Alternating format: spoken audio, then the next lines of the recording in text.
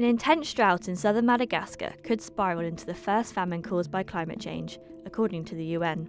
The lack of water has left a huge mark on the landscape. As you can see, everything's dried out.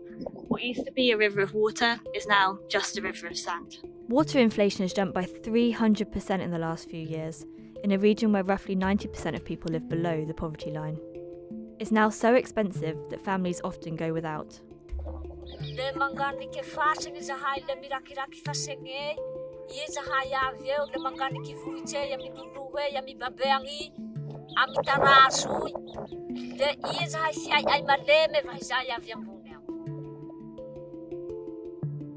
Roughly 1.3 million people are now experiencing severe food insecurity, including 500,000 children. Everywhere, locals speak of the kere, or hunger, as their crops wither in the dry, dusty soil.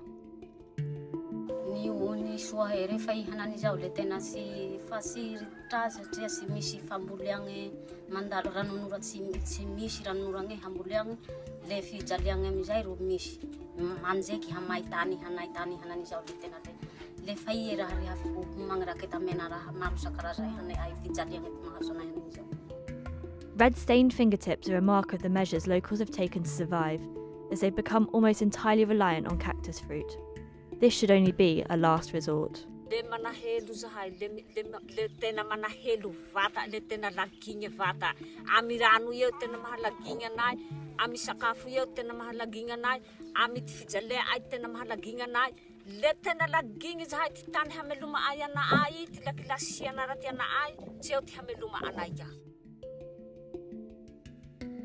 Yet the causes of the current crisis are hard to unpick.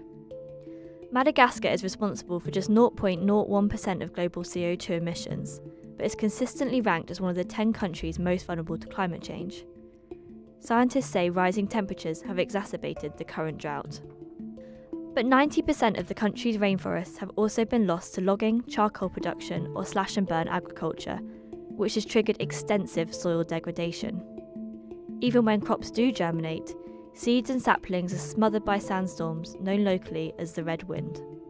The region is also isolated and underdeveloped, with few job opportunities and limited access to healthcare and education. This has left people here without a safety net in the face of severe climate shocks. Tackling the cycle of food and water insecurity can feel like an impossible task. Aid organisations are stepping in with emergency food parcels, water trucks and mobile health clinics. So we just spent the morning at a healthcare clinic which is treating close to 100 children for severe malnutrition. There were lots of mothers there, they were getting their children weighed, their arms measured to check their progress.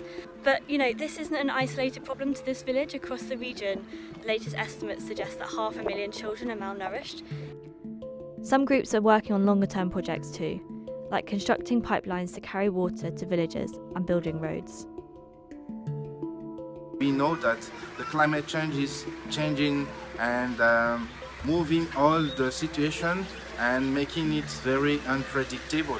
So if we cannot take the solution from now, it can be worse and worse through the coming years. Life here has never been easy, but it's not normally this hard either. And in the face of such enormous challenges, all people are left to do is hope for rain.